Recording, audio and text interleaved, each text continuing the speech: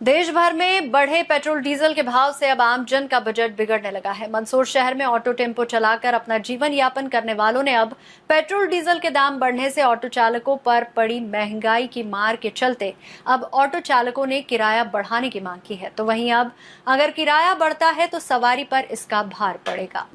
देश भर में लगातार बढ़ते पेट्रोल और डीजल के दामों का असर अब आमजन की जेब पर साफ दिखाई देने लगा है। मंदसौर शहर में ऑटो और टेम्पो चलाकर परिवार का पालन पोषण करने वाले चालकों पर महंगाई की दोहरी मार पड़ रही है। ईंधन की कीमतों में लगातार बढ़ोतरी से ऑटो चालकों का खर्च बढ़ गया है, जबकि आमदनी पहले जैसी ही बनी हुई है। ऐसे में अब ऑटो चालकों ने किराया बढ़ाने की मांग तेज कर दी है। ऑटो चालकों का कहना है कि डीजल और पेट्रोल के दाम बढ़ने से रोजाना होने वाली कमाई का बड़ा हिस्सा ईंधन में ही खर्च हो रहा है। इसके अलावा वाहन मेंटेनेंस, स्पेयर पार्ट्स और अन्य जरूरी खर्च भी लगातार बढ़ रहे हैं।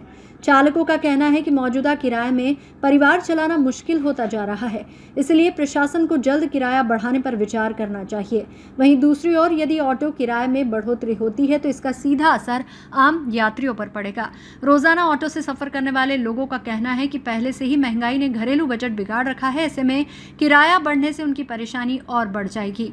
खासकर नौकरी पेशा और छात्र वर्ग को इसका सबसे ज्यादा असर झेलना पड़ सकता है।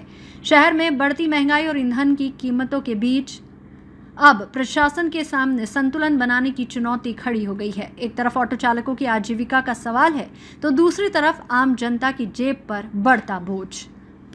SBCN टाइम्स के लिए मंदसौर से सचिन जैन की रिपोर्ट। हमारे को बहुत दिक्कत आ रही है भाई साहब। हाँ, सवारी पुराने रेट ही दे रही है और कम से कम 5 रुपये करीब बढ़ गया पेट्रोल पे, डीजल पे और पेट्रोल।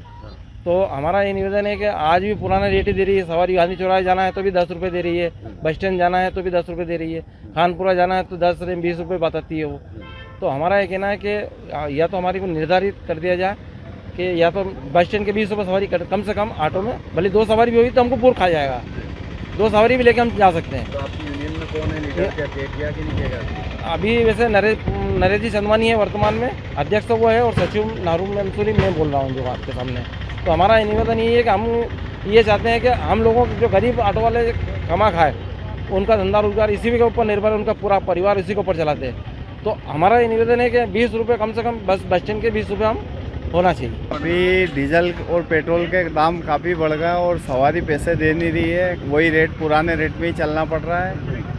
और हम उम्मीद कर रहे हैं कि थोड़ा बढ़ जाए तो हमारे भी फ़ायदा बढ़ जाए। सर महंगाई के हिसाब से तो हमारा किराया बहुत कम है, और किराया तो सर हम जैसे जैसे एडजस्ट कर ही रहे हैं, पर जो नई नई गाड़ियाँ, इलेक्ट्रिक गाड़ियाँ आ रही है, इससे हमें बहुत दिक्कत हो रही है सर। कि इनकी कोई निर्धारित सीमा नहीं है कि मतलब गाड़ियाँ कितनी होना चाहिए। सिटी का जितना बोझ है उससे 2 गुना गाड़ी इस सिटी में हो चुकी है। अब इसमें सर इतनी गाड़ियाँ हो गई है, गन्नेड़ी वाली जी ने बहुत गाड़ियाँ बांट दी है। अब आगे भी उनकी योजना और चल रही गाड़ियाँ बांटने की।